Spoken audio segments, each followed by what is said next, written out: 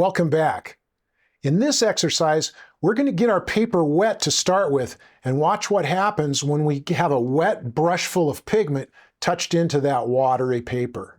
Okay, let's continue with making our little visual journal by using small sheets, little torn sections of watercolor paper so we don't feel too precious about it all, and keeping kind of a visual diary for ourselves. This is a kind of watercolor painting that you probably have heard of. You're going to put some wet paint onto some wet paper, and we call it wet in wet.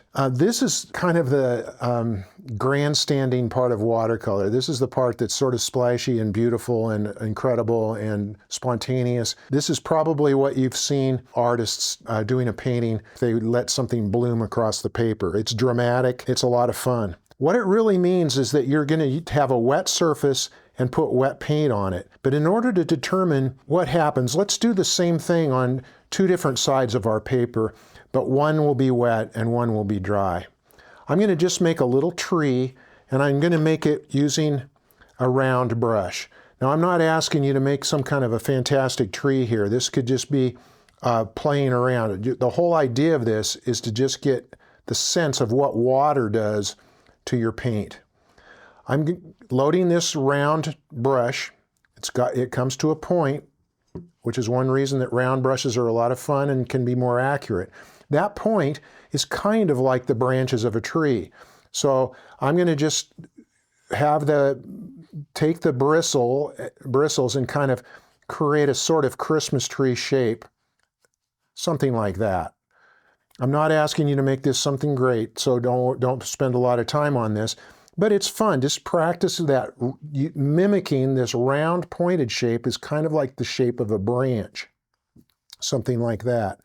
You set down your brush and flick it to the side, and it kind of makes it come to a point like a pine branch might come to a point.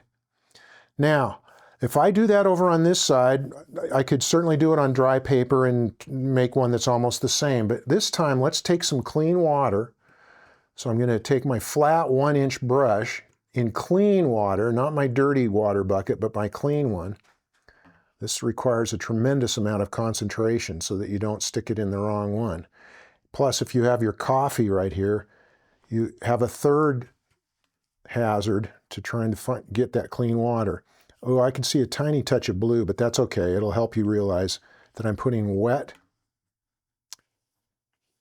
on this right-hand side of my page. And I just filled it in like I was doing a flat wash, but I was doing it with some clean water. Again, I'm going to load up my pointed round number 8. This is a number 8 round, actually. And touch that pigment and get that pigment loaded into the bristles of this round brush. Okay?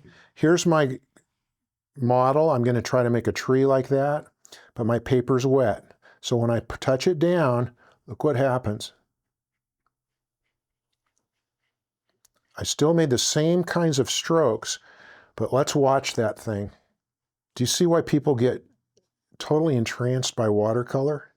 Look how beautiful and feathery the edges of those shapes are. Now, I'm going to just throw in one other term, which we talk about at other times in these videos, and that is the difference between soft and hard edges. This tree has hard edges. That's a hard edge right there. But this side, the wet paper makes soft edges, feathery, really gentle. This could look like a tree that's in the midst of a kind of a foggy day, or maybe it's farther away than this one, and that's going to give us a chance to add variety to our paintings later. So that's wet in wet. It's a pretty unpredictable process because your paper is wet and so is your brush. But one of the true joys of watercolor is to practice enough so that you get to a place where you feel like you have a chance to predict what's going to happen with that unpredictable medium. After you've practiced it enough, you'll be ready for the next challenge, which is just the opposite. Up next, dry brush.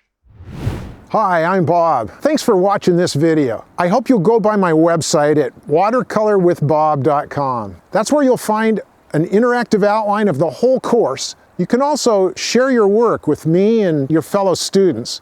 One thing I really love about watercolor is how accessible it is. That's why I realized it was important to me to put this course out for free. That said, it would mean the world to me if you would support this work. You can like it, you could share it with your friends, you could subscribe to the channel, you could also visit the gift shop or even make a donation. Thanks so much. See you on the next lesson, and happy painting.